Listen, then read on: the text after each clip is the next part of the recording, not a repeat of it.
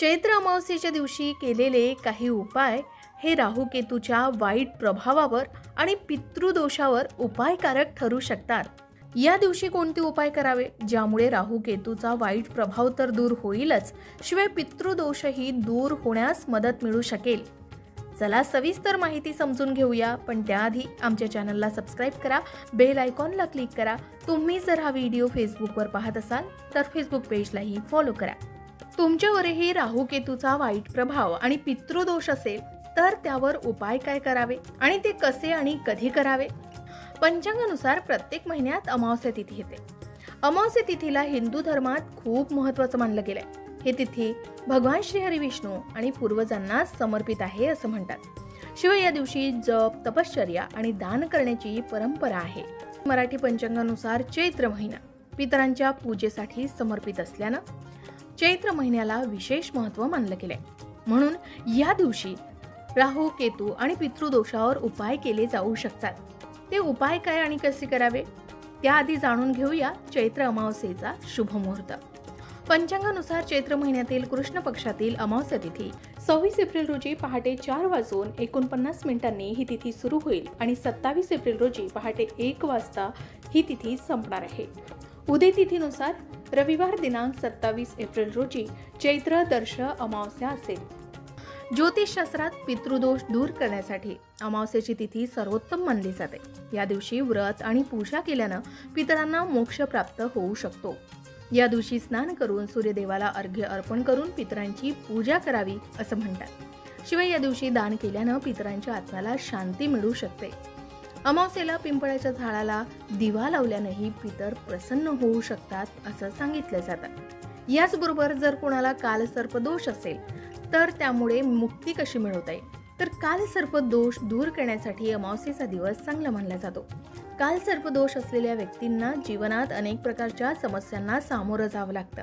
यासाठी चैत्र अमावस्येला काही उपाय करणं आवश्यक मानलं गेलंय.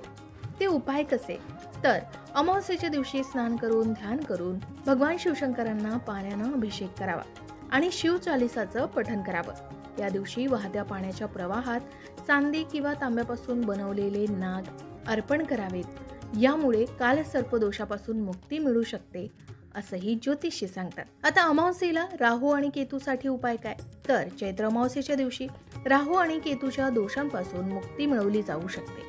या दिवशी राहू केतूच्या बीज मंत्राचा जप करणं फायदेशीर मानलं जातं. हा मंत्र कोणता? ओम ह्राम राहवे नमः आणि ओम केम केतवे नमः. या मंत्राचा जप केल्यानं राहू आणि केतूचे वाईट प्रभाव कमी होऊ शकतात असं सांगितलं जातं.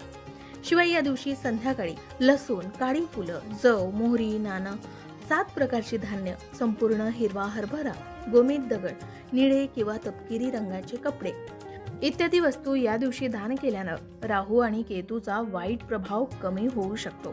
शिवाय पितरांना प्रसन्न करण्यासाठी अमावस्येच्या दिवशी पशुपक्ष्यांना धान्य अर्पण करावं. असं केल्यानं पितरांचे आशीर्वाद प्राप्त होऊ शकतात. पितरांच्या आशीर्वादानं व्यक्तीच्या जीवनातील अडचणी दूर होऊ शकतात. याचबरोबर आधी सांगितल्याप्रमाणे पंचांगानुसार चैत्र महिन्यातील कृष्ण पक्षातील अमावस्या तिथी 26 एप्रिल रोजी पहाटे 4:49 ही तिथी सुरू होईल आणि 27 एप्रिल रोजी पहाटे 1 वाजता ही तिथी संपणार आहे. उदय तिथीनुसार रविवार दिनांक 27 एप्रिल रोजी चैत्र दर्श अमावस्या असेल. या चैत्र अमावस्येच्या दिवशी पितरांशी संबंधित उपाय खूप लाभदायक ठरू शकतात. या दिवशी दानधर्म करण्याला अधिक महत्त्व आहे. म्हणून अमावस्या तिथीला गरजू व्यक्तींना अन्नदान आणि पैसे दान करावे. यासह कपडे, साखर, धान्य इत्यादी गोष्टींचंही दान केलं जाऊ शकतं. या उपायानं पितृदोष दूर होऊन पूर्वजांचे आशीर्वाद प्राप्त होऊ शकतात असं सांगितलं जातं. शिवाय पितृदोष घालवण्यासाठी चैत्र अमावस्येच्या दिवशी पितरांशी संबंधित ओम आद्य भूताय विद्महे सर्वसेवाय धीमहि शिवशक्ती स्वरूपेण पितृदेव प्रचोदयात या मंत्राचा जप केला जाऊ शकतो. या मंत्राचा जप केल्यानं पितर प्रसन्न होऊन पितृदोष दूर होऊ शकतात असंही सांगितलं जातं. तुम्ही सुद्धा अमावस्येच्या दिवशी राहू, केतू किंवा कालसर्पदोष किंवा पितृदोष दूर करण्यासाठी अशा प्रकारचे उपाय करता का? कमेंट करून नक्की सांगा. अशाच प्रकारच्या माहितीपूर्ण व्हिडिओसाठी लोकमत भक्ती चॅनलला नक्की सबस्क्राईब करा आणि बेल आयकॉनला क्लिक करा, म्हणजे आमच्या नवनवीन व्हिडिओचं नोटिफिकेशन तुम्हाला मिळत राहील। तसेच योग्य आध्यात्मिक मार्गदर्शनासाठी लोकमत भक्तीच्या फेसबुक पेज आणि इन्स्टा पेजला लाईक आणि फॉलो करायला विसरू नका।